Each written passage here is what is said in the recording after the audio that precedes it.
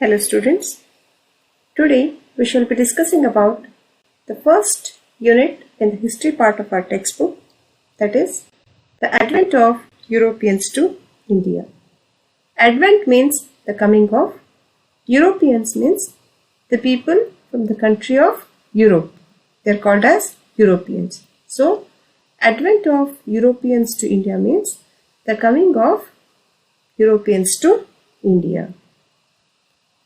In this unit, we shall be studying about the trade and commerce relationship between India and Europe, the arrival of Europeans to India for the purpose of trade, the Carnatic Wars which took place between the British and the French in India, the Battle of Plassey, the Battle of Buxar, and also about the dual government system and the policy of aggression of the British.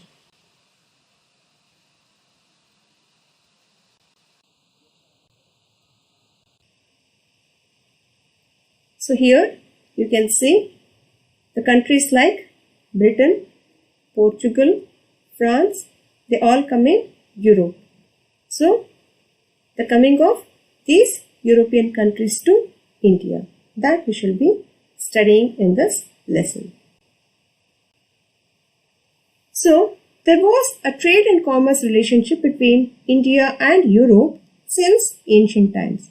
That means it's not that it was only after Vasco da Gama discovered the sea route to India that the trade between India and Europe started. Rather, the trade relationships were there between India and Europe since ancient times. Why was there such a great trade relationship? Because there was a great demand for the Indian spices like pepper, ginger, cardamom, etc. in the European market. So this trade relationship between India and Europe, which began in the ancient time itself, continued even during the Middle Ages. Now, how the trade was being conducted? The Arab merchants, they used to purchase the goods or the merchandise from India and they would carry them to Constantinople, which was in the Eastern Roman Empire, that is nothing but the present Italy. And there the Italian merchants would purchase these goods from the Arab merchants and then they would sell them to other European countries. So thus Constantinople was the center of the European trade and hence it was also called as the gate of the European trade. Now, if you want to enter into any building, you have to enter through the gate. In the same way, if the goods from Asian countries, they had to enter Europe, they had to enter through the city of Constantinople.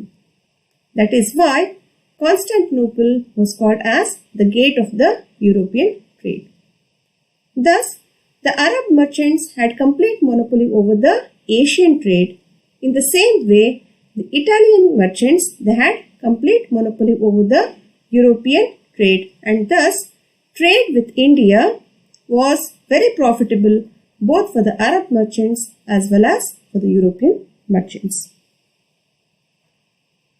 Then, in the year of 1453, a very important event took place in the history of the world. In 1453, Constantinople, which was the gate of European trade, it was captured by the Ottoman Turks.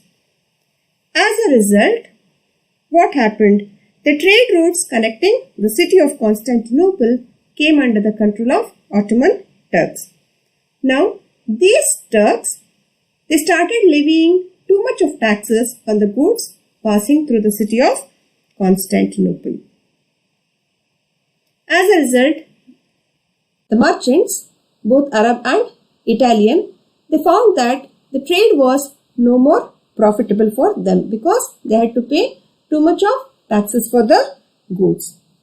At the same time, the other European countries, especially Spain and Portugal, they wanted to break the monopoly of Italy because only the Italian merchants were getting profit from the trade with India, not other European countries.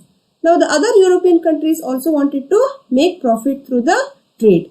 So they wanted to break the monopoly of Italy. So these European countries, they started encouraging courageous sailors to find out new sea route to India. At the same time, many gadgets like compass, astrolabes, gunpowder were invented, and the invention of these gadgets provided further impetus for the discovery of new sea routes. In the year 1498, Vasco da Gama, who was a Portuguese sailor, discovered the new sea route to India. Vasco da Gama left Lisbon from Portugal and reached Kappadu near Calicut on the west coast of India. In our textbook, it is misprinted as East Coast. Rather, Calicut is on the west coast of India. So he reached Calicut on the west coast of India in the year 1498. Thus, Vasco da Gama was successful in discovering a new sea route to India, and thus Portuguese were the first to re-establish the trade relations with India. Why it is said as re-establishment? Because even earlier there was a trade relationship, but after the capture of Constantinople by the Ottoman Turks, the trade was stopped for the time being, and once again after the discovery of new sea route, once again the trades started. Therefore, the Portuguese were the first to re-establish the trade relationships with India.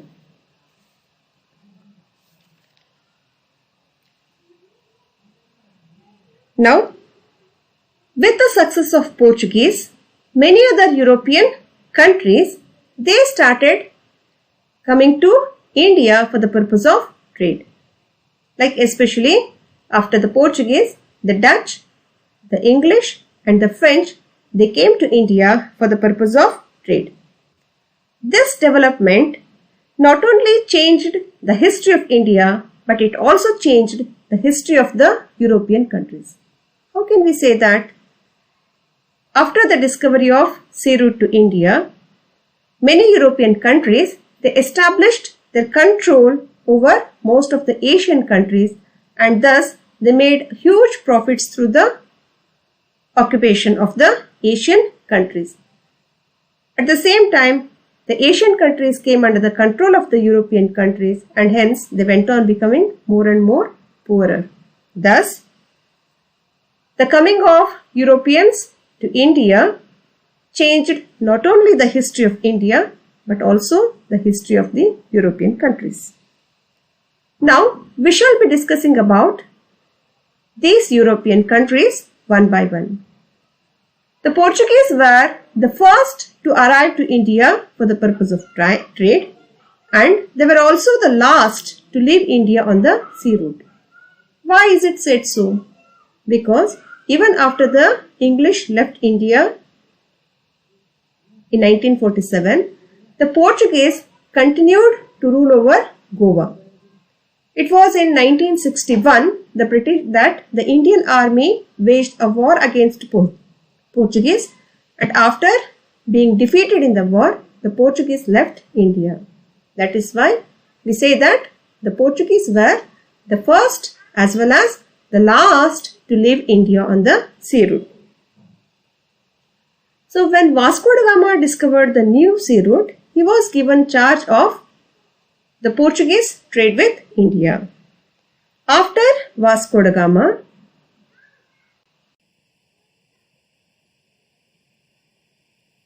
Francisco de Almeida, he arrived to India as the Viceroy of Portuguese. He is well known for his famous policy known as the Blue Water Policy. He introduced the Blue Water Policy in order to establish the supremacy of Portuguese over the sea. So what does it mean? As we establish supremacy over the lands, the Portuguese tried to establish the supremacy over the sea routes.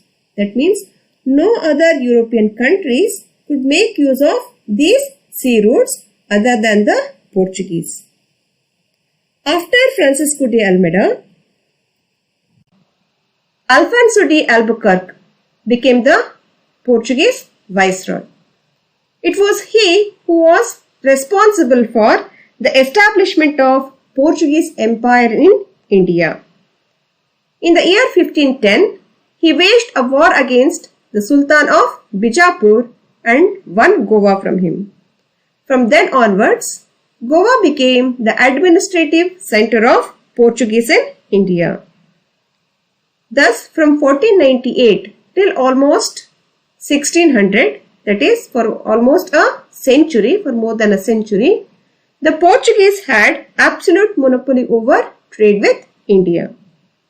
However, their power declined after the arrival of the Dutch, the British, that's the English, and the French to India.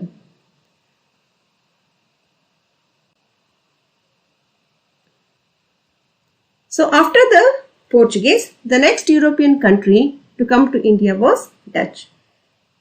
Who are Dutch? Dutch are the people from Holland or Netherlands. See, our country is Bharat and the people of Bharat are called as Bharatiya. In the same way, the people of China are called as Chinese. People of Japan are called as Japanese. In the same way, the people of Holland or Netherlands, they are called as Dutch. In the year 1602, the Dutch established United East India Company in order to do the business with the eastern countries. Now, what are eastern countries? The countries of Asia. They are called as eastern countries. Why? Because these countries come in the eastern part of the globe. Whereas the countries of Europe or America, they are called as western countries because they come in the western part of the globe. So, the Dutch wanted to have trade with the eastern countries like India, Java, Malaya, Sumatra and many other island countries. They established their first warehouse at Surat. Afterwards, they established their warehouses in Broch, Kambe, Cochin, Nagapattinam, Maslipatnam, Sindh, Chinsor and many other places. Thus, the Dutch were the first to break the broke the monopoly of the Portuguese in India. However, they were not able to face the competition of English and French and hence they limited their trade only to the island countries like Java, Malaya or Sumatra. So, the next European country to come to India after the Dutch were English. In the year 1600 itself, the British had got the permission to trade with India. In 1600, December 31, the Queen Elizabeth, the Queen of England, she issued a royal charter, that means a royal permission, authorizing the British East India Company to trade with the eastern countries for a period of 15 years. Even though they got the permission in 1600 itself, the company actually started functioning from 1613. The Mughal Emperor Jahangir issued a royal permission to the British to establish their warehouse at Surat. In 1617, Sir Thomas Roy came to the court of Jahangir as the royal ambassador from the court of James I, that is the Prince of England. He asked for the permission from Jahangir to establish the factories in the different parts of Mughal Empire. So, thus with the permission of Mughal Emperor Jahangir, the British established factories at Agra, Ahmedabad and Broch. In 1639, the British took Madras from the king of Chandragiri and they established a very strong fort there called as Fort St. George. Later on, Charles II, the Prince of England, gave Bombay on an annual rent of only £10 to the English East India Company in the year 1668. In 1690, the British purchased 3 villages known as Sutanauti, Kalikata and Govindapura on the banks of river Hooghly, and there they built a very strong fort by name Fort William. The city of Calcutta grew around this fort. Thus, by 17th century, the British had got Bombay, Madras and Calcutta. That is, they got Madras from the king of Chandragiri. Then they got Bombay on an annual rent of rupees £10 and they purchased 3 villages and built the city of Calcutta there.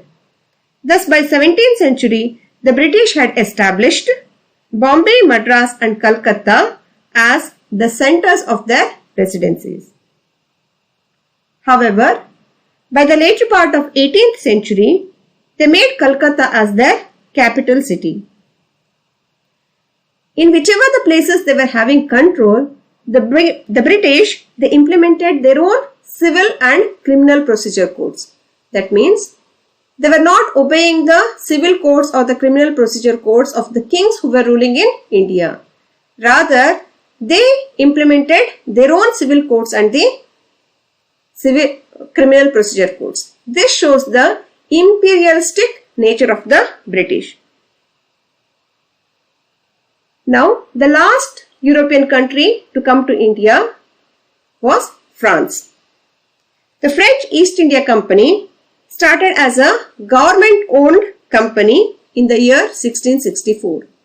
Now you can see the difference. The British East India Company was a private company, but whereas the French East India Company was a government company. Means before taking any decision, the company had to seek the permission from the French government. Otherwise, they could not take any decision. In the year 1668, the French East India Company started its first factory in Surat.